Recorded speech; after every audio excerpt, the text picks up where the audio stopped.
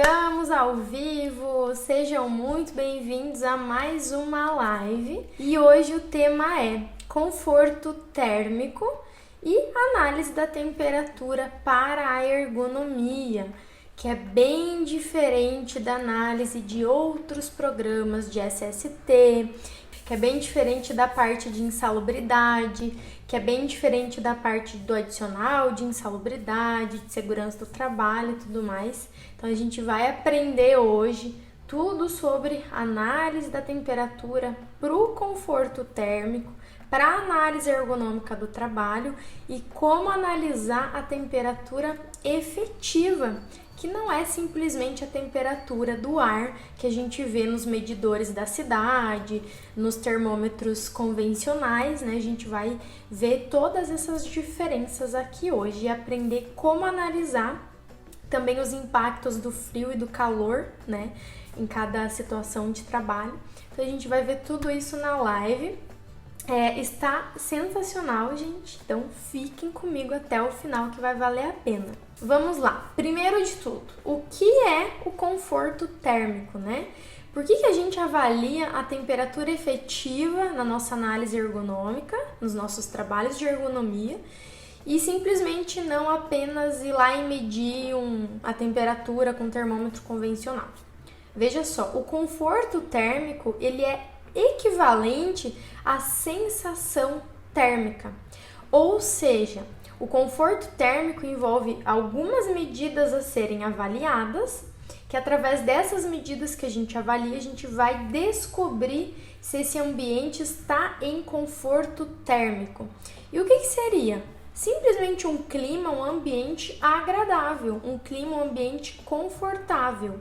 Tá? Que envolve algumas variáveis, não apenas a temperatura do ar propriamente dita. Então, por exemplo, assim, vocês já devem ter visto, na cidade de vocês deve ter um termômetro grande lá na praça, em algum lugar, que tem uma temperatura lá que está contando para você qual é a temperatura que está na tua cidade hoje. Essa temperatura que está aparecendo lá na sua cidade, naquele painel, é a temperatura do ar apenas, temperatura de bulbo seco. Então ele não está te dizendo qual é a sensação térmica da sua cidade. Ele não está te dizendo qual é a temperatura efetiva da sua cidade. Ele está te dizendo qual é a temperatura do ar, temperatura de bulbo seco, sem nenhuma outra análise mais aprofundada. A análise que a gente faz na ergonomia, para análise ergonômica e tudo mais, ela precisa saber sobre o conforto térmico. E para a gente conhecer o nível de conforto térmico deste ambiente, a gente não consegue avaliar somente com a temperatura do ar de bulbo seco, que é com o termômetro convencional. A gente precisa de 3 variáveis. Temperatura de bulbo seco, que é a temperatura convencional, né, do termômetro da sua cidade, dos termômetros convencionais, mais temperatura de bulbo úmido e velocidade do ar. A gente precisa dessas 3 medidas, dessas 3 variáveis, para a gente conseguir descobrir qual é a temperatura efetiva deste ambiente, tá? Por isso que ao longo dessa live eu vou mostrar para você como descobrir esses valores, como analisar, como coletar e como fazer esse diagnóstico para saber se está com conforto térmico ou não, porque é a temperatura efetiva que a gente avalia. Então, muitos profissionais não têm esse conhecimento e pensam que a análise da ergonomia, análise de temperatura na ergonomia, é apenas pegar um equipamento, um termômetro normal e colocar no ambiente e o valor que sair ali naquele painelzinho do termômetro é a temperatura que eu vou utilizar nas minhas análises, e não é essa.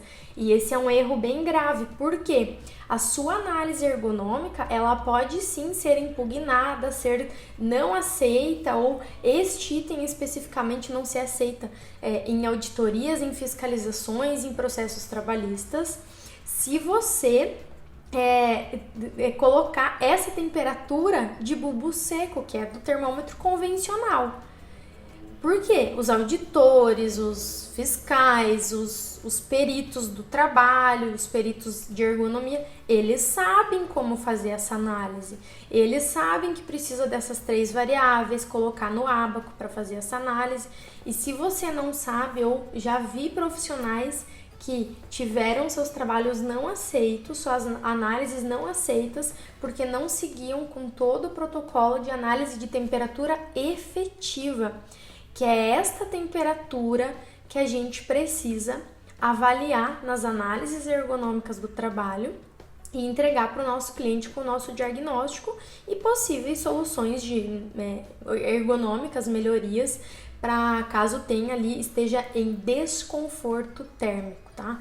Se você não entende dessas variáveis do que eu tô falando, bulbo seco, bulbo úmido, ábaco, não se preocupe, porque ao longo da live você vai aprender tudo isso, mas só para dar essa introdução, né, que se você faz a sua análise, pega um termômetro normal, pode até ser um termômetro de medição ambiental, mas se só tem aquela primeira análise de bulbo seco, que é o que aparece na tela do termômetro, e coloca este valor na sua análise, você pode sim estar cometendo um erro. Então, se você faz dessa forma, pega o valor que deu lá na telinha do termômetro e coloca direto na tua análise, fica aqui até o final da live, porque eu vou te ensinar a maneira correta de fazer essa análise para ergonomia, que não é essa, tá bom?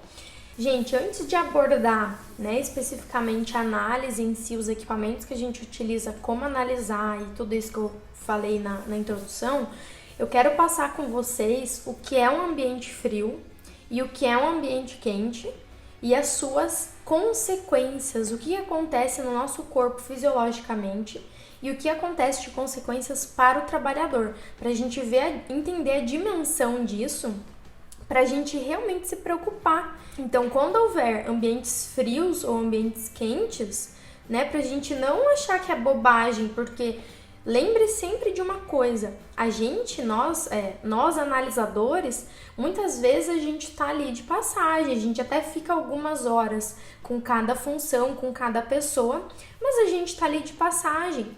Aquele trabalhador, ele fica ali naquele setor 8 horas por dia, pelo menos, 5, 6 dias da semana, por 11 meses do ano. Então, assim, se você passou por aquele setor e sentiu frio em poucos minutos, ou você passou por esse setor em poucos minutos ou poucas horas e sentiu calor, suou, imagine aquele trabalhador que tá ali, né, 8 horas por dia, 5, 6 dias por semana, 24, 26 dias no mês. Então, assim, gente, a gente sempre tem que se colocar no lugar, né? E pensar no todo, que não é um calorzinho passageiro ou um friozinho passageiro. Ele tá ali o dia todo, enfim. Então, a gente tem que pensar nisso. Vamos entender o que significa um ambiente frio primeiro. Por quê? Quando a gente fala em conforto térmico, a gente está falando em manter em temperaturas medianas que sejam confortáveis. Ou seja, o frio ou o calor, eles não são confortáveis. Então, quando eu falo de conforto térmico, eu tenho que sempre procurar ficar nos níveis medianos de temperatura, que a gente vai ver já quais são, né, os valores de temperatura que eu preciso recomendar para cada situação de trabalho diferente, né? Intelectual é um nível de temperatura, esforço físico é um outro nível de temperatura. Então, a gente já vai ver isso. Então, eu preciso entender as consequências desses dois extremos, do frio e do calor, né? Para eu entender o porquê que eu sempre preciso, de alguma forma, manter esses valores equilibrados em um valor mediano de temperatura que seja confortável. Vamos lá. Ambiente frio, eu até fiz a colinha aqui que eu não sabia decor dessas especificações. Ambiente frio, que é um trabalho frio com ambiente frio, tá no parágrafo 1 do artigo 253 da CLT. Vai anotando aí que isso é importante. Um ambiente frio é considerado, um trabalho frio, um ambiente abaixo de 15 graus se estiver nas regiões norte, nordeste e centro-oeste. Olha só, O nosso Brasil, ele é tão grande, tão diverso e tão amado, que eu sou apaixonada por esse país, que tem que ter na própria CLT diferenciações entre temperaturas de ambientes diferentes, porque o nosso território é muito grande e o nosso clima é muito variado. Então ele segue essa linha de acordo com o nosso território. Então o ambiente frio para o Nordeste, para o Norte e para o Centro-Oeste é ambientes abaixo de 15 graus Celsius, tá? Temperatura abaixo de 15 graus. Agora, para a região Sudeste, é abaixo de 12 graus Celsius, para ser considerado um ambiente frio. E para nós aqui, os gelados, para nós aqui do Sul, o ambiente frio, de acordo com a nossa CLT, é abaixo de 10 graus. Então, ambiente frio, para ser caracterizado frio no trabalho, é abaixo de 10 graus, tá? Então, são essas as classificações de acordo com o nosso território brasileiro, que é muito grande, né? E quais são as consequências fisiológicas do frio, né? Primeiro, o nosso corpo, um trabalhador que está lá 8 horas, 9, às vezes 10 horas por dia naquele ambiente, o corpo do trabalhador, ele precisa criar mecanismos de evitar que o calor saia, então fechar todas as barreiras fisiológicas de saída de calor, e ele ao mesmo tempo tem que produzir calor de alguma forma, gerar calor de alguma forma, né? Por isso que a gente treme, o nosso corpo ele começa a fazer esse tremor, que é um mecanismo mecânico, uma fisiologia que se transforma em algo mecânico, para a gente tremer, para a gente produzir energia e produzir calor. Então, uma consequência fisiológica que já leva na hora para uma consequência do trabalho. Por quê? Se eu tô tremendo, o meu corpo, o meu queixo, as minhas mãos, o meu corpo como um todo, eu estou mais propenso a causar um acidente de trabalho. Por quê? Eu perco a minha motricidade fina se eu tô tremendo. Eu perco isso. Então, isso acarreta em falhas processuais, falhas no processo de trabalho. Acidentes, pode, né, promover acidentes com mais facilidade, acidentes do trabalho, porque eu perco essa motricidade, eu perco a atenção, né? Ainda se tratando de fisiologia, a pele e as extremidades ficam frias, muito mais frias. E isso é muito negativo, porque essa condição fisiológica da pele ficar mais fria e das extremidades, então mãos, né, dedos, pés ficam mais frias, qual é a consequência negativa para o trabalho? Quando eu estou com as extremidades frias e com a pele fria, a minha percepção tátil ela é reduzida e isso também dificulta. A gente escreve muito pior, pode ver. Repare a partir de hoje. No inverno, a gente escreve, a nossa letra é mais feia, a nossa escrita, porque a gente perde um pouco da nossa sensibilidade motora, da nossa motricidade fina. A gente perde. E no trabalho é a mesma coisa. Vai apertar um parafuso, vai mexer com alguma coisa fina. Se o ambiente está muito frio, eu vou perdendo um pouco da sensibilidade das extremidades e da pele, e isso dificulta, né? O meu trabalho, ele pode ser um pouco pior, né? O meu trabalho, ele pode ser um pouco pior, com uma qualidade menor, e também pode acarretar mais acidentes do trabalho, porque eu perco a sensibilidade, né? Que mais que acontece? Diminui a sudorese. Então, uma pessoa que está no ambiente frio, ela nunca vai suar. Só que isso não é positivo. A sudorese é algo fisiológico, natural, que a gente precisa ter no corpo. Então, é positivo ter sudorese, não em excesso, que é o oposto quando acontece no trabalho quente, né? Que a gente já vai ver. Mas isso acontece, fisiologicamente não é bom você ter zero de sudorese, tá? É necessário, a gente precisa transpirar também, tá? Que mais? Quem é magro sofre muito, né? Realmente, quem é magro não tem ali aquela capinha de gordura que o pessoal brinca, mas é real fisiologicamente Quem tem mais gordura se mantém mais aquecido por muito mais tempo. E quem é magro, vem um ventinho forte ou um ambiente que ele acabou de passar, só tá de passagem, mas é frio, ele já vai sentir frio, porque ele não tem essa proteção térmica, né? Que quem tem mais gordura tem essa proteção térmica. Então, ó, viu como é positivo ter uma capinha de gordura também, né? E aí, as consequências do trabalho. Então, desconforto, o trabalhador vai trabalhar desconfortavelmente a jornada inteira, porque as pessoas, tem gente que pensa, mas se acostuma com o frio, se acostuma com o calor. Gente, se acostuma muito pouco, muito pouco. O desconforto, ele se mantém a jornada inteira de trabalho. A melhor sensação é quando sai daquele ambiente, tá? Não existe esse tipo de adaptação 100%. As pessoas se adaptam um pouquinho só, para conseguir conviver com aquilo. Mas o nosso organismo, ele tem que fazer mecanismos o dia todo para se autorregular e isso gasta muita energia, que é o próximo tópico. Gasto energético, gasto metabólico para se esquentar.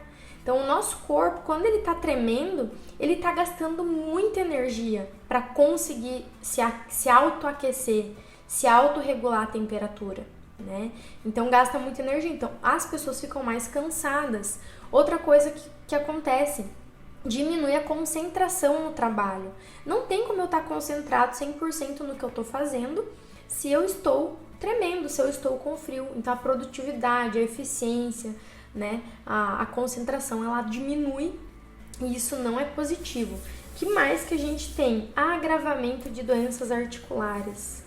Então, quem tem predisposição ou doenças já instaladas, tendinite, tendinopatias, sinovite, tenossinovite, bursite, enfim, todas essas ites e outros tipos de doenças, elas são agravadas no frio, porque o frio agrava qualquer complicação e ele também acelera o processo de adquirir esse tipo de doença, porque ele é um fator de agravo para essas doenças e também de predisposição para desenvolver alguma dessas doenças mioarticulares, né? Então, assim, tem mais esse agravante. E também, para fechar, as queimaduras por frio, né? Pode haver queimaduras na pele por frio. A gente tem a queimadura do calor, mas também tem, né, do fogo, mas também tem a queimadura pelo frio. Então, essas são as consequências gerais de um trabalhador que está trabalhando em um ambiente frio, tá? E agora a gente vai ver o que caracteriza um trabalho quente, em um ambiente quente, e as consequências de se trabalhar em um ambiente quente. Gente, temperatura em ambiente quente. O que significa um ambiente quente, tá? Ambiente quente é um ambiente que é pelo menos acima de 25 graus Celsius. A partir de pelo menos 25 graus Celsius é considerado um trabalho em ambiente quente. Claro que 25 graus Celsius é bem tranquilo até de trabalhar ainda, inclusive é confortável para algumas pessoas, mulheres muito magras, né? Esse clima é confortável, mas a partir de 25 graus é considerado o ambiente mais quente de trabalho. E conforme essas temperaturas se elevam, quais são as consequências de um trabalhador que trabalha lá em um ambiente quente, tá? Primeiro, sudorese, né? E a sudorese em excesso, ela também é prejudicial, muito prejudicial. Por quê? O que acontece? Quando eu estou suando excessivamente, a primeira coisa que acontece, minhas mãos ficam suadas, né? E tem gente que tem mais predisposição ainda de ter as mãos suadas. O que acontece se eu tenho as mãos suadas? Os objetos que eu pego na mão, eles podem deslizar com facilidade. Eu não tenho segurança no que eu estou carregando, um movimento de carga, um objeto fino. Quem consegue escrever, por exemplo, com a mão suada? A caneta escorrega e imagina as dezenas de ferramentas que os trabalhadores utilizam na jornada de trabalho. Também vai escorregar. E isso pode também acarretar mais acidentes do trabalho. Por quê? Se eu deixo escapar fácil, as coisas estão escorregando da minha mão, podem cair, dependendo do que for, pode também causar um acidente de trabalho. Segundo fator da sudorese é que pode, dependendo do tipo de ambiente, o tipo de vestimenta, o tipo do piso, pode ter água no piso, pode deixar o piso úmido, tanto pelo pingar das pessoas, quanto pelo aumento da umidade do ambiente que está ali no calor e que as pessoas estão com muita sudorese, com muito suor. Então pode deixar o piso úmido, molhado, com pingos, com gotas de suor. Também pode ter um acidente, um deslizamento, derrubar alguma coisa que estava em deslocamento levando, né? O que mais que acontece? Desconforto, óbvio. Ninguém consegue ficar confortável para trabalhar. Gente, olha só, a gente não tá falando do calor da praia nas férias. A gente tá falando do ambiente quente para você trabalhar 8 horas por dia, produzir, render, pensar, ser criativo, dar conta do recado, dar conta das demandas. Então não é confortável você trabalhar no calor, né? Não é confortável. Confortável é estar lá na praia, com ventinho, com uma cerveja, com uma caipirinha. Aí tudo bem, pode estar 41 graus do Rio de Janeiro, mas para trabalhar não tem como, tá? E aí, o que mais que acontece? O calor excessivo aumenta a fadiga corporal, tá? A gente cansa mais porque, da mesma forma que a gente acabou de ver que no frio o nosso corpo trabalha, né, fisiologicamente para se aquecer e gasta energia para isso, do contrário é verdadeiro. No ambiente quente, quando a gente tá no ambiente quente, o nosso organismo gasta muita energia também e fadiga mais fácil para manter as condições fisiológicas o mais próximo do normal também. Porque ele também está trabalhando na sudorese. Quando eu estou suando muito, meu organismo está trabalhando para isso, para expulsar o calor do meu corpo. E essa expulsão de calor, né, freneticamente, para eu não ficar muito quente e não baixar minha pressão e não desmaiar, gasta muita energia, tá? E desidratação, né? Então, quanto mais eu suo, mais eu me desidrato. Então, é outra consequência de se trabalhar um ambiente quente, né? Com calor ali, dependendo da região, pior, né? E, para fechar, a sudorese nos olhos. Então, quem aqui já com certeza já aconteceu com todo mundo, talvez, comigo várias vezes. Você tá lá num ambiente quente, principalmente eu, no caso, quando tô malhando, fazendo exercício físico, correndo e tudo mais, começa a suar e começa a pingar no olho. E isso irrita, né, a retina, irrita os olhos, e isso pode causar também ali uma falha na produção, né, até secar, ficar secando, irritar o olho, ficar coçando, ficar limpando. Pode também acarretar em um acidente de trabalho, esse excesso de suor caindo, né, na visão, nos olhos. Então, essas são algumas das consequências do trabalho em ambiente quente. E onde que a gente entra nisso?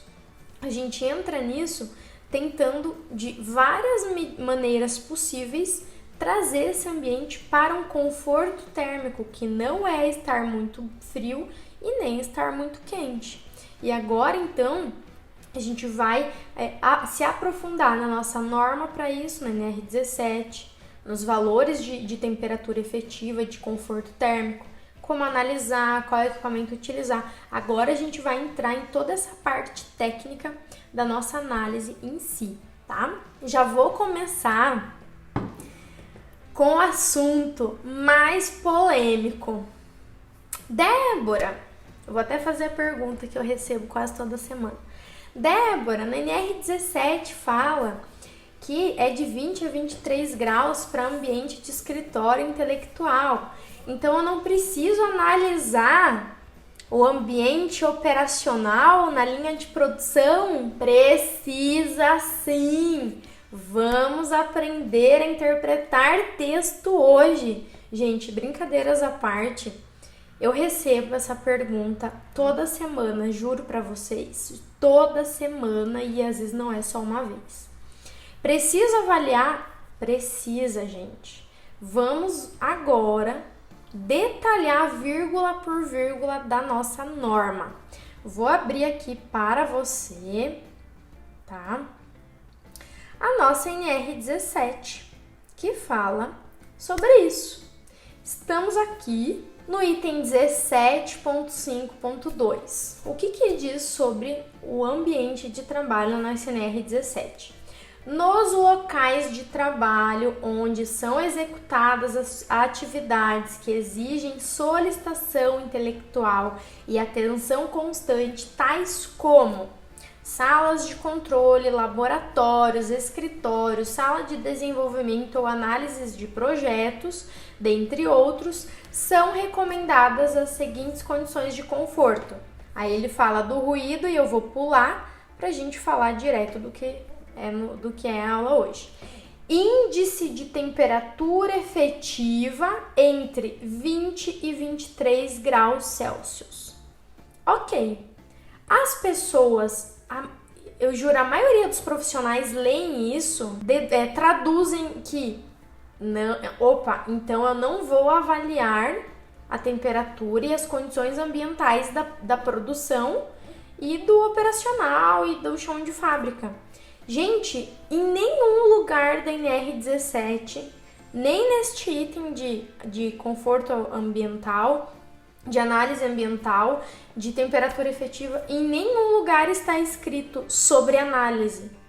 Em nenhum lugar. Aqui está escrito sobre recomendação de conforto. Então, resumindo, a NR17, ela recomenda estes valores de temperatura efetiva de 20 a 23 graus para ambiente de solicitação intelectual e atenção constantes, trabalhos com solicitação intelectual e atenção constantes. Não é porque ela recomenda estes valores para locais que têm atividades de solicitação intelectual e atenção constantes, que em outros lugares você, ergonomista, você, profissional da ergonomia, não vai recomendar nada. Gente, a ergonomia não é só NR17. Quando você faz isso, lê este trecho da norma e fala, então eu não preciso analisar operacional, recomendar uma temperatura de conforto para operacional, para linha de produção, você está dizendo para todo mundo que a ergonomia para você é só NR17 e mais nada. Você não leu um livro extra, você não estudou nada extra, você só faz o que a NR17 manda. E, gente, a ergonomia é uma ciência mundial, não é NR17, a ergonomia é uma ciência. A NR17 é a nossa norma mãe aqui no Brasil. Saiu do Brasil, as pessoas nem sabem o que é NR17, nem sabem o que é isso, nem estão nem aí. Eu não estou falando que você tem que usar somente parâmetros de fora, eu estou falando que a ergonomia é uma ciência e quando você lê este trecho, que a NR17 recomenda de 20 a 23 graus para trabalhos de solicitação intelectual e atenção constante, e você não recomenda nada para outras áreas e não avalia outras áreas, você está afirmando que para você ergonomia é só linha por linha da NR17, que para você ergonomia não é uma ciência mundial gigantesca que nunca ninguém vai conseguir ter total conhecimento de tão vasta que ela é. Você estava afirmando isso. E eu não quero que você afirme isso, porque eu quero que você enxergue muito, muito além da NR17. Até porque quem é meu aluno aqui sabe. No meu método de análise ergonômica do trabalho, para eu fazer minha análise, eu utilizo sim 100% do que está na NR17, mas eu utilizo dezenas de outras normas e referências, porque a própria NR17 não supre toda a demanda que eu tenho de ergonomia e uma análise ergonômica do trabalho. Muitas situações ela nem cita e eu preciso resolver porque isso existe no meu dia a dia nas empresas. Então, o que significa isso, gente? Na prática, a NR17 ela recomenda esses valores de conforto para atividades de solicitação intelectual e atenção constante. Mas em atividades que fogem disso, você, ergonomista, profissional da ergonomia, engenheiro de segurança, profissional que está respondendo pela ergonomia dessa empresa, você que vai ter que recomendar qual é o nível de conforto.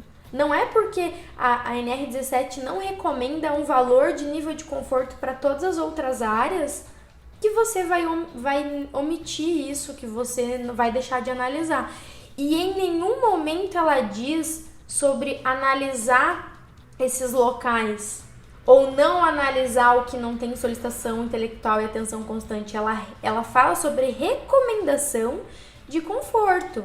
Lógico, para eu recomendar e para eu avaliar se o ambiente está nesse nível de conforto de 20 a 23 graus, eu preciso ter sim analisado quantitativamente, porque senão não tem como chutar. Ah, eu acho que está com um bom nível de conforto. Só que para os outros ambientes, você tem que avaliar se houver queixas. Estamos entendidos, gente? Para fechar esse assunto de quando eu analiso quantitativamente e tudo mais, o que a gente vai fechar agora? A gente vai fechar da seguinte forma. Eu preciso analisar quantitativamente a temperatura, né? A gente pode projetar para as outras áreas de análise ambiental também. A gente vai analisar quantitativamente toda vez que tiver solicitação intelectual e atenção constantes, tais como essas aqui e outras, porque eu preciso saber se esses ambientes estão em conforto térmico de 20 a 23 graus. Ok.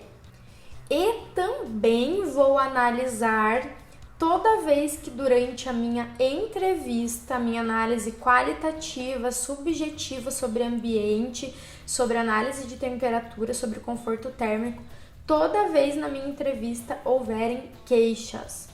Então, toda vez que na minha entrevista o meu trabalhador se queixou, falou para mim que é muito quente ou que é muito frio, que ele sua muito ou que ele treme muito, toda vez que tiver queixas relacionado a isso, mesmo que não se encaixe aqui na solicitação intelectual e atenção constante, eu também e você também tem que analisar sim.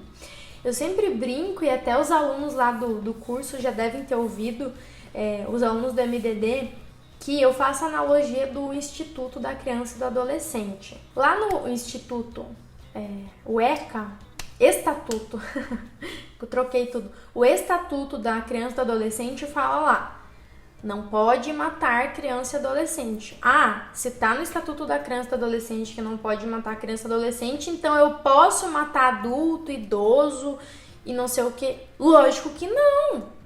E essa analogia se refere exatamente a isso. Não é porque não está escrito aqui que a temperatura efetiva recomendada pela NR17 para ambiente operacional, que não tem solicitação intelectual, é de tanto que eu vou ignorar isso e na minha análise eu não vou nem olhar para isso e vou pular. Poxa, eu cansei de passar em empresas que os trabalhadores, assim, o pior para eles é a temperatura do barracão.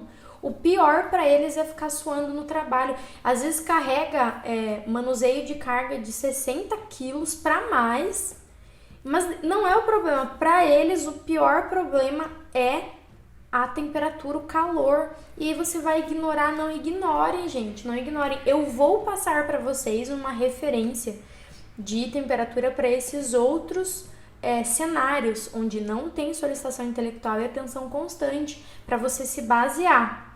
Não é normativa, mas para você se basear. Mas a única coisa que eu peço, não ignorem, que é uma das queixas principais em ambientes que não tem um projeto ali ambiental bacana e que esses trabalhadores sofrem muito, às vezes cheios de EPIs por conta da atividade, muito calor, roupa quente, roupa grossa e o ambiente não favorece. Então, gente, prometem pra mim que a partir de hoje, depois que você assistiu essa aula, você nunca mais vai afirmar e ter essa postura de que, se não é escritório, sala de controle, eu não avalio temperatura e outras avaliações ambientais, porque a NR17 não recomenda. Não tem nada a ver. A gente acabou de interpretar corretamente a norma e entender que sim, né?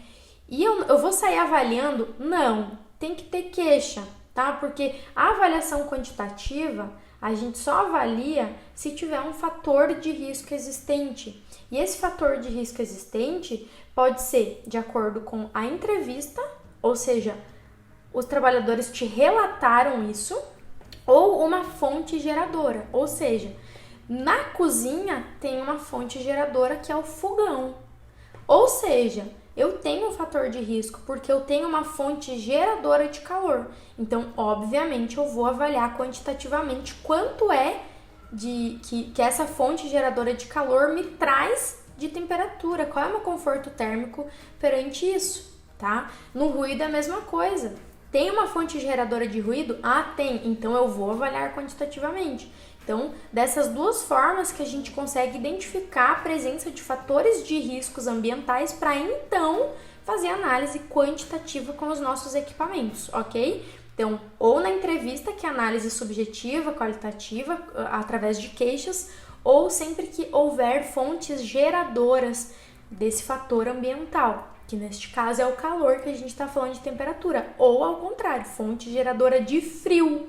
Também tenho que analisar quantitativamente, porque esse fator de risco ele já existe. Agora eu preciso saber se é um risco e quanto que é esse risco e o que fazer com ele. Feito isso, vamos para a análise ergonômica de temperatura. Primeiro passo a gente já comentou, o primeiro passo é a entrevista, que é a análise qualitativa ou subjetiva. Então, na tua entrevista você vai perguntar para o trabalhador: Joãozinho, como que é o teu setor, teu ambiente lá, da fábrica ou do escritório, que seja? É muito quente, é muito frio, é confortável? Qual é a tua percepção? O que você acha? Ele vai te responder alguma coisa. Dependendo do que ele te responder, você já vai anotar que tem que avaliar quantitativamente o teu equipamento, né? Se ele te responder que é muito frio ou que é muito quente, ter queixas e reclamações, pode ter certeza que sim, senhor, você tem que avaliar a temperatura deste ambiente, tá? Se ele não se queixar, mas tiver uma fonte geradora de calor ou de frio, você também tem que avaliar, tá? Quando que eu não avalio? Se não tiver nenhuma fonte geradora e se não tiver nenhuma reclamação. Aí você pode optar entre avaliar ou não. Se você não avaliar, você descreve o motivo. Não foi avaliado porque não tem nenhuma fonte geradora e porque não houve nenhuma queixa, nenhuma reclamação, ok? Porém, sempre que tiver isso aqui, solicitação intelectual e atenção constante, sim, você sempre vai avaliar quantitativamente, porque você tem que saber se o índice de temperatura efetiva está entre 20 e 23 graus nesses ambientes, porque a NR17 está recomendando, então você tem que saber se está ok ou se você precisa recomendar esses valores, certo? Segundo passo da análise ergonômica de temperatura efetiva. Você vai a campo, então, se você fez essa peneira, e vai fazer a tua análise quantitativa com o equipamento, tá? Qual o equipamento que eu utilizo, Débora? Vamos lá. Lembra que a gente já comentou que a gente precisa ter 3 variáveis para avaliação de temperatura efetiva, que está até grifado ali: temperatura de bulbo seco, temperatura de bulbo úmido e velocidade do ar. Para fazer análise de temperatura de bulbo úmido e temperatura de bulbo seco, você precisa de um termohigrômetro, tá? E de um psicrômetro, tá? Para fazer análise da velocidade do ar, você precisa de um anemômetro, tá? Anemômetro. Eu falei psicrômetro, né? Mas pode ser um ou outro, desde que tenha o ponto de orvalho, tá, gente? Mas eu já vou mostrar o equipamento que eu utilizo, tá? Vamos lá. Temperatura de bulbo seco e bulbo úmido, você precisa de um equipamento termohigrômetro, não é um medidor de temperatura simples, tá? Para medir velocidade do ar, que é a terceira medida que a gente precisa, é um anemômetro. Existem equipamentos 3 em 1, 4 em 1 que tem tudo isso. Eu vou mostrar os que eu utilizo, tá? Esses equipamentos já estão lá no meu canal do Telegram, a foto deles, tudo certo. Então, depois, se você não tá no meu canal do Telegram, ainda entra, tá no link do meu perfil, que tá lá já essas fotos. Depois pode me pedir mais. Bem a foto do medidor eu tô na frente. No Instagram, porque no YouTube tá tudo certo, vocês vão ver tudo grande. Mas assim, esse que eu uso é da marca Axo, tá? É o AK887. Ele é um medidor de estresse térmico, então ele avalia toda essa lista. mas eu não preciso de tudo isso. O que eu preciso? Termômetro, temperatura de bulbo seco e temperatura de bulbo úmido. Ele me dá essas duas medidas e mais toda essa lista que ele avalia. Mas eu preciso dessas duas para essa análise de temperatura efetiva. Então, eu utilizo esse equipamento, tá? Da marca Axo AK887, medidor de estresse térmico. E o segundo equipamento que eu utilizo também da Axo é este daqui, ó, que é o LM8000A, também da Axo, só que ele é um 4 em 1. O que significa isso? Ele não avalia só a velocidade do ar, ele não é só um anemômetro, ele é também luxímetro, termigrômetro e termômetro, tá? E o que acontece com isso? Como a gente da ergonomia, a gente já precisa avaliar todas essas outras análises, velocidade do ar, umidade do ar, iluminação, umidade do ar, velocidade do ar, temperatura bulbo seco, eu já comprei esse equipamento, que ele avalia tudo isso além do que eu já preciso para a temperatura efetiva, que é o anemômetro de velocidade do ar. Você pode comprar só um anemômetro e só um medidor de estresse térmico, que foi o anterior, para fazer a temperatura efetiva? Sim. Só que como eu já preciso de todos esses outros para as outras análises de ergonomia, eu já comprei esse. Então, eu só recomendo o que eu uso. Não me peça se o teu equipamento é bom, que eu não sei. Se eu não utilizo, eu não sei. Mas esses equipamentos eu uso, estão dentro das normas, eu recomendo porque eu uso e tá tudo certo, tá? Então, retomando, o equipamento anterior, vou até abrir de novo aqui para vocês, para não falhar. Medidor de estresse térmico, ele avalia todas essas medidas que vocês estão vendo na tela, mas o que a gente precisa para temperatura é isso. Temperatura bulbo seco e bulbo úmido, ok. Que é o AK887 da Axo que eu uso. E o segundo equipamento, LM8000A da Axo também, que ele é um 4 em 1, luxímetro, anemômetro, termigrômetro, termômetro de temperatura bulbo seco, mas o que eu preciso tá aqui, anemômetro e velocidade do ar, tá? Presente para vocês, tá? Quem quiser adquirir, eu tenho esse cupom. Se você mandar um WhatsApp para esse número e falar que você tem o cupom da Débora Dengo, você tem desconto, caso você precise comprar algum dia esses equipamentos. Então, salva aí para um outro momento. 51 3406 1717 da Axo, que eu super recomendo, tá? Então, gente, esses são os equipamentos que eu utilizo. Débora, como medir? Onde a gente posiciona o equipamento é na altura do tórax do trabalhador, tá? Na altura do tórax do trabalhador é onde eu posiciono os dois equipamentos para avaliar a temperatura bulbo úmido e bulbo seco, que é através do medidor de estresse térmico, e o anemômetro, que é o 4 em 1 que eu utilizo para avaliar a velocidade do ar, tá? Feito isso, essa é a parte da coleta da análise, agora a gente precisa avaliar a temperatura efetiva. Como que eu faço isso? Através da análise com o índice, deixa eu abrir aqui, do ábaco. É no ábaco, tá, galera? Tá aqui o ábaco para vocês, tá? Esse índice é o índice de Aglow, eu não sei se é assim que fala, mas é YAGLOU, que ele que fez esse cálculo de temperatura efetiva e é utilizado no mundo inteiro, né? O índice de Aglow, que é este ábaco para análise da temperatura efetiva. O que eu preciso fazer? Parece estranho? Parece, mas, gente, é muito simples. Os alunos do MDD sabem, porque quando passa essa aula, assim, a gente vê, nossa, é a coisa mais simples do mundo de fazer. Você tem linhas para imputar o valor da velocidade do ar, aí do lado de lá, aqui, nessa linha do lado esquerdo, é a temperatura de bulbo seco, e da linha do lado direito, a temperatura de bulbo úmido. Simplesmente você vai marcar quanto é a velocidade do ar, quanto é a temperatura de bulbo seco e quanto é a temperatura de bulbo úmido que você encontrou lá nos seus equipamentos. Você vai traçar uma linha reta nesse ábaco, acompanhando, não é uma linha reta, mas é acompanhando o trajeto do ábaco, você vai traçar uma linha reta do bulbo seco, do bulbo úmido e uma que acompanha essa curvatura do ábaco.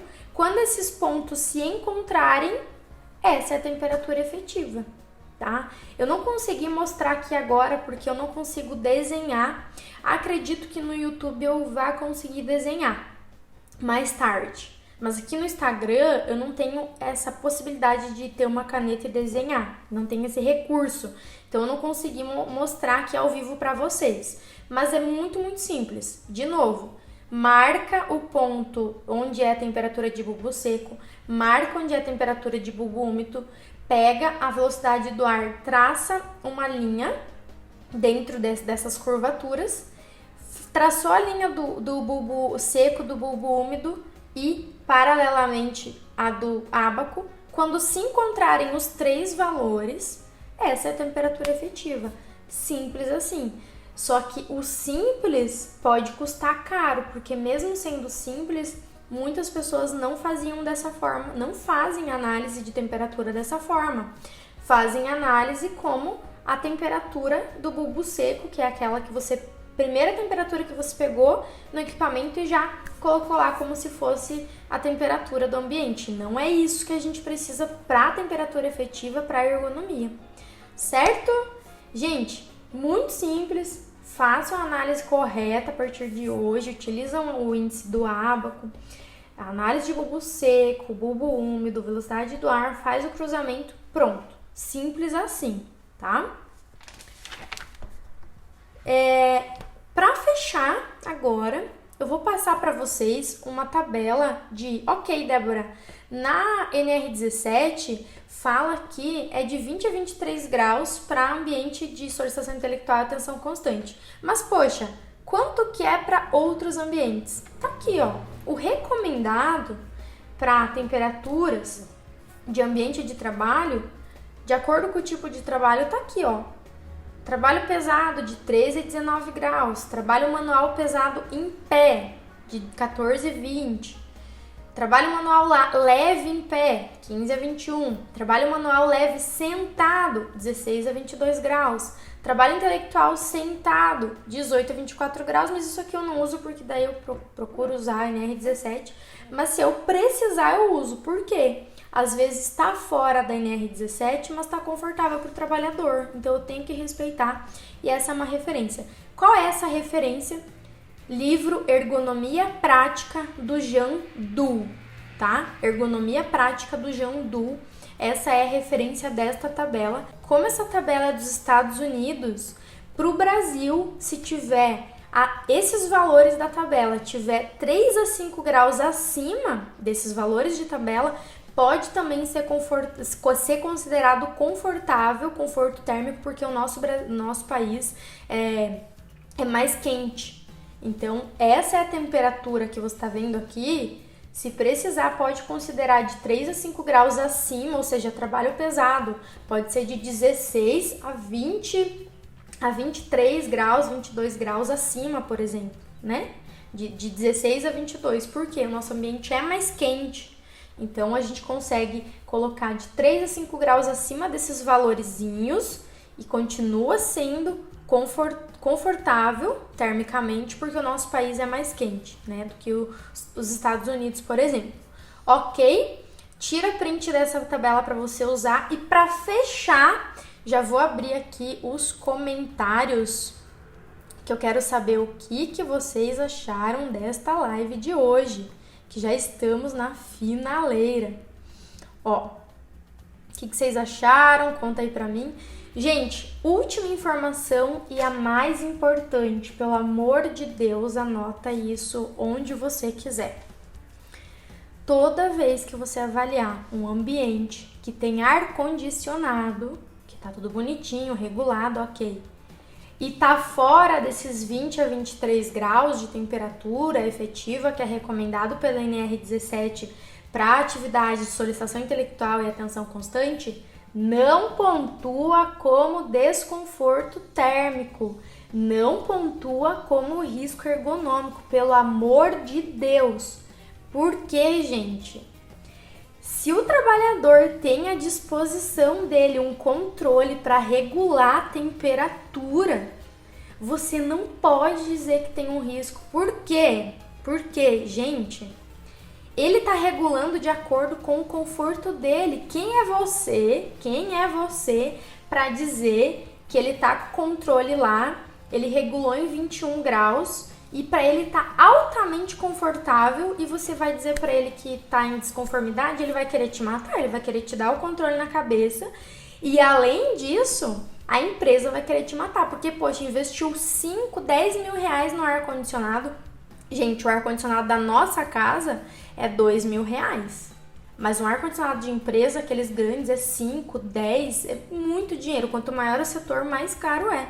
20, 30 mil reais, 50 mil reais de ar-condicionado. Aí você vai dizer que tem risco para conforto térmico. Pelo amor de Deus, não façam isso. Fechando aqui, vou resumir de novo.